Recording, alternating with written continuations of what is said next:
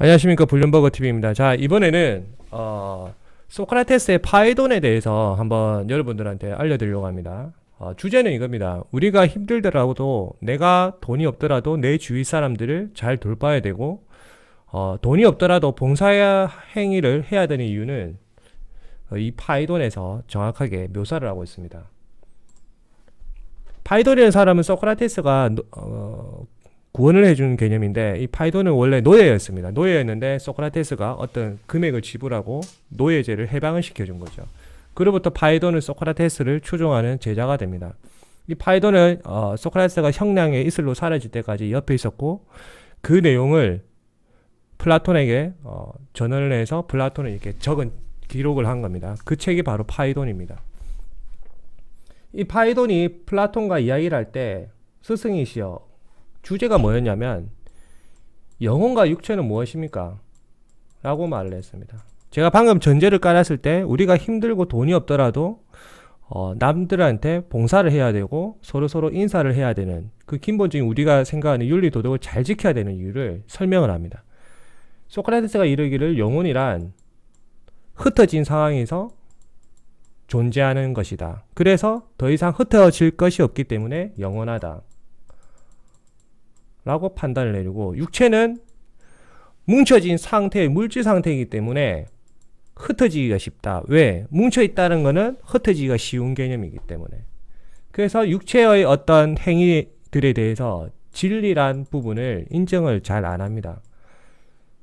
소크라테스가 말하는 진리는 이 영혼이 육체를 벗어났을 때 영원한 진리에 도달한다고 표현을 합니다.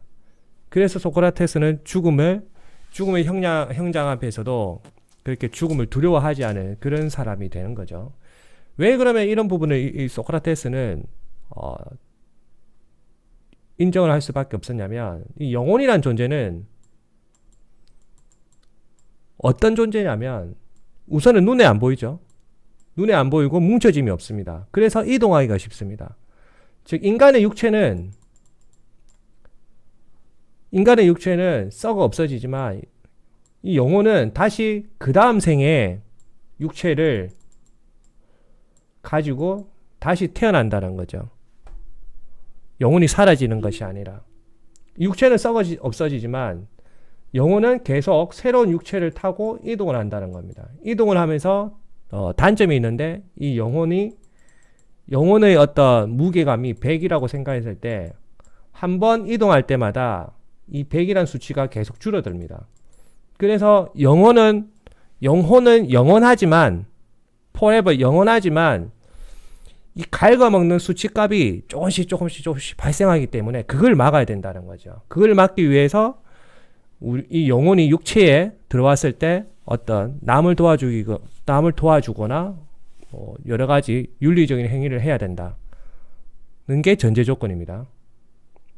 왠지 그런지 아시겠죠? 영혼이 영원하다면은 우리는 도덕적 행위를 할 필요가 없는 거죠. 하지만 이 영혼이 영원하지만 한 번씩 육체를 이동할 때마다 A 육체에서 B 육체로 이동할 때마다 영혼의 수치 100이라는 수치에서 한 번 이동할 때마다 1이라는 수치가 계속 감소가 되는 거예요. 이걸 막기 위해서는 우리는 살아생전에 이 영혼이 우리 육체에 들어왔을 때 도덕적이고 착한 일을 많이 해야 된다, 이겁니다. 여기까지 이해가 되실 거라 생각하고,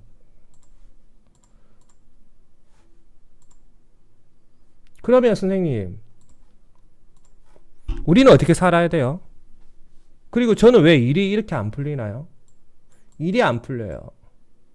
아무리 노력해도 안 돼요.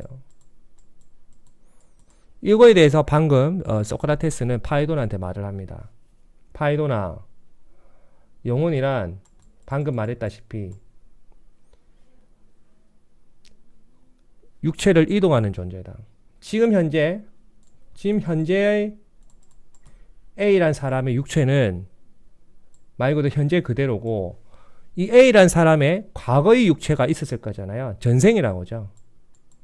전생의 육체가 B라고 했을 때 이 영혼은 전생의 육체 B에 갔다가 시간이 흘러서 다시 A로 왔을 뿐이다.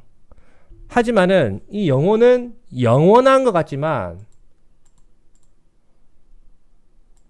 영원한 것 같지만 이 수치값이 한번 이동할 때마다 마이너스 1의 어떤 감각이 되는 부분이 있다. 이거는 너가 불행을 저질렀을 때, 나쁜 짓을 했을 때 그런 현상이 발생한다 이거죠.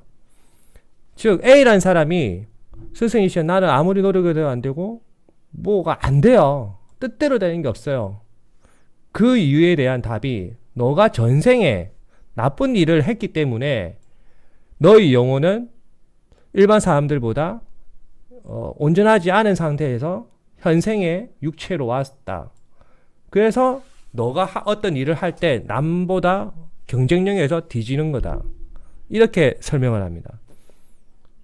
그러면은 상식적으로 생각을 했을 때 우리는 삶을 낙담해야 되잖아요. 맞잖아요. 내가 이래도 안 되고 저래도 안 될 수밖에 없으니까. 내 영혼 자체가 전생에서 나의 업보로 인해서 지금 현생의 내 육체에 들어와서 우리는 아무리 노력해도 안 되는 거죠. 이건 말이 안 되잖아요. 그렇게 말하니까 소크라테스가 이렇게 말합니다. 하지만 파이도나 그게 끝이 아니란다. 후생에 너가 다음 생에 너가 태어났을 때 너의 육체가 있을 것이야. 그냥 후생이라 할게요. 그 육체를 씨라고 하자. 영혼은 또다시 이 후생의 씨에 육체로 가게 된다. 그때 너가 편하게 살려면 한번 이동할 때마다 감가상각이 되는 이 마이너스 값을 없애야 된다. 그래서 너는 지금 남을 위해 봉사를 하고 웃으면서 살아야 된다. 불평불만하지 말고 최선을 다하면서 살아야 된다. 라고 설명을 하는 거죠. 이해가 되시나요? 우리가 살아가면서 힘들 때 왜 우리 그런 말도 하잖아요. 막 아무 노력도 안 하는데 어떤 사람은 너무 잘 돼. 그래서 뭐라고 합니까? 너 전생에 나라고 했니? 그 표현이 가장 맞는 거예요. 이 파이돈의 핵심은. 이해가 되시죠? 이 부분은 우선 소크라테스의 개인적 생각이니까 진리는 아닙니다. 이 세상에 절대 진리는 없다고 저는 생각합니다. 제 말이 진리도 아니고 저는 소크라테스 책을 읽고 그냥 전언했을 뿐이에요. 그러니까 여러분의 생각은 어떻습니까? 그리고 요 블로그 몇 군데 보니까 소크라테스 선생님께서 돌아가시기 전에 어떤 위치와 사진이 있더라고요. 그래서 제가 가져왔습니다. 여기 그리스인데 저도 언젠가는 이제 그리스를 갈 건데 코로나 끝나면 가겠죠. 여기 보시면 여기가 소크라테스 감옥이 있는 곳이랍니다. 등산을 하고 올라가면은 이제 겉모습은 이렇고요. 여기 겉모습은 이렇고 그 다음에 여기서 이제 소크라테스 선생님이 이제 돌아가신 거죠. 여기서 아마 이야기를 했겠죠. 파이돈이랑 소크라테스랑. 마지막으로 정리를 하면 여러분이 사실 아무리 노력을 해도 안 되더라도 불평불만하지 마시고 지속적으로 노력을 하시라는 거죠. 왜? 여러분의 다음 생은 더 아름다울 것이니까. 아시겠죠? 감사합니다.